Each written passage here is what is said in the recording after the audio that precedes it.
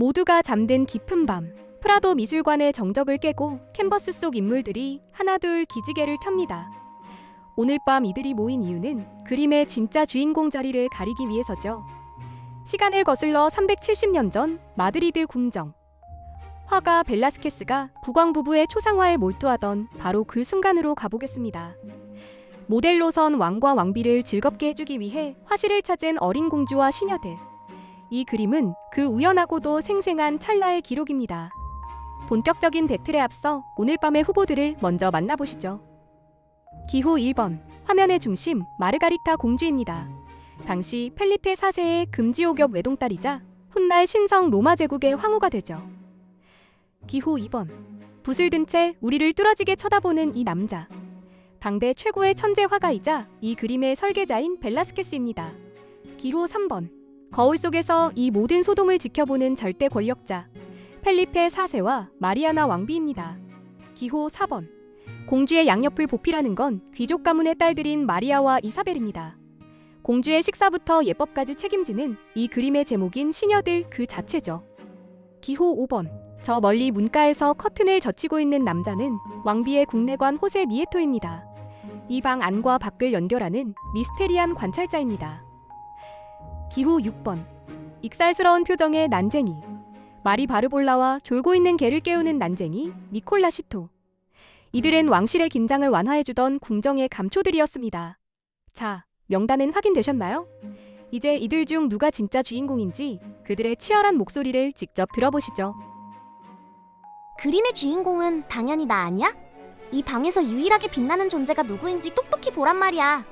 화면 정중앙에 서서 이 완벽한 피라미드 구도의 꼭대기를 차지하고 있는 게 누구지?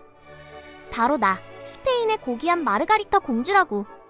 화가 아저씨가 날 얼마나 돋보이게 하려고 오른쪽 창문에서 들어오는 빛을 내 얼굴과 화려한 드레스에만 쏟아부었는지 안 보여? 저기 구석에 있는 시녀들이나 난쟁이들은 전부 나를 보필하기 위한 들러리에 불과하다고. 내가 없으면 이 그림의 존재 이유도 없어. 공주님, 참으로 귀여우신 생각이네요. 하지만 진실을 알려드리죠. 이 거대한 가상세계를 창조한 조물주가 누구입니까? 바로 접니다. 저 거대한 캔버스를 보세요. 이 그림은 단순한 왕실 가족 사진이 아닙니다. 제가 붓을 들어올리는 순간 공주님의 그 화려한 드레스도 이 방의 빛과 그림자도 비로소 생명을 얻은 겁니다. 그리고 제 가슴에 그려진 이 산티아고 기사단의 붉은 십자가를 보십시오. 저는 일개 직공이 아니라 이 세상을 설계하는 위대한 지성인입니다.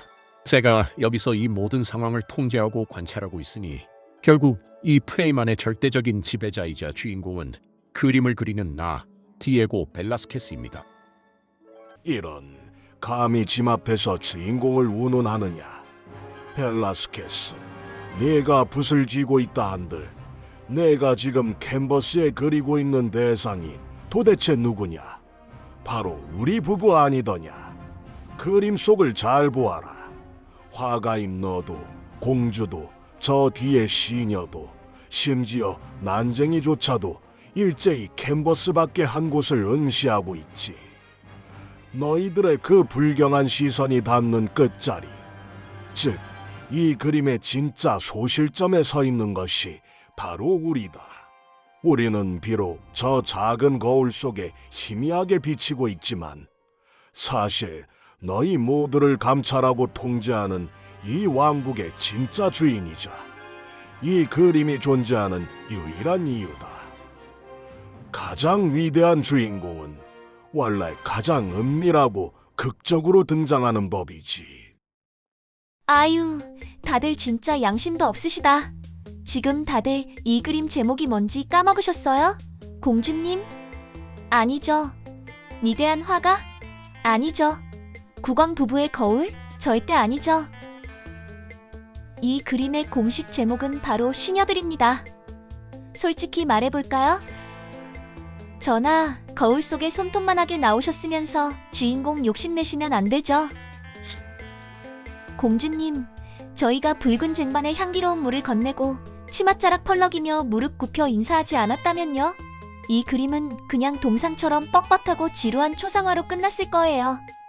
우리가 이 엄숙한 방 안에 역동적인 생동감을 불어넣고 이 찰나의 순간을 완벽한 일상으로 만들어냈기 때문에 후대 사람들이 이 그림을 시녀들이라고 부르는 거라고요. 타이틀이 곧 주인공. 반박 안 받습니다. 저야말로 이 그림에서 빠지면 안 되는 존재라고 생각합니다. 이 답답한 프레임 밖으로 나가는 문을 쥐고 있는 사람이 누구죠? 저 아닙니까? 제가 이 커튼을 닫아버리면 이 방은 영원히 어둠 속에 갇힐 텐데요? 저도 할 말 있어요. 제가 저 커다란 개의 등을 발로 툭 건드리는 이 순간, 비로소 이 딱딱한 그림에 시간이 흐르기 시작하고 소음이 생겨나죠. 공주님의 완벽함보다 우리의 이 기묘하고도 생생한 존재감이 사람들의 뇌리에 더 깊게 박히는 법이거든요. 자, 누구의 말이 맞는 것 같나요? 빛의 중심인 공주?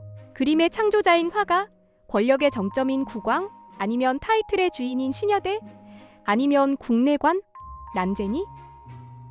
사실은 이들의 치열한 논쟁을 한 방에 잠재울 수 있는 진짜 숨겨진 주인공이 따로 있습니다. 방금 전 국왕이 했던 말을 기억하시나요? 그림 속 인물들이 이 캔버스 밖을 쳐다보고 있다고 했죠. 그런데 지금 그 자리, 펠리테 4세가 서 있어야 할 그 자리에 서서 이 그림과 눈을 맞추고 있는 사람은 누구죠? 바로 당신입니다. 그림을 보는 여러분들이요. 이 그림의 진짜 소름 돋는 점은 그림 앞에 서는 순간 관람객인 우리가 바로 절대 권력자인 왕의 시점을 점유하게 된다는 거예요. 아무리 화가가 천재적인 붓질을 하고 공주가 예쁜 드레스를 입고 시녀들이 바쁘게 움직여도 주인공이 누구인지 묻는 이들의 질문은 사실 여러분을 향해 있어요. 당신이 이 그림 앞에 서는 순간 비로소 이 닫힌 세계의 소실점이 완성되는 것이죠. 그러니까 당신이 이 그림의 진짜 주인공입니다. 영상이 재밌으셨다면 구독과 좋아요 부탁드립니다.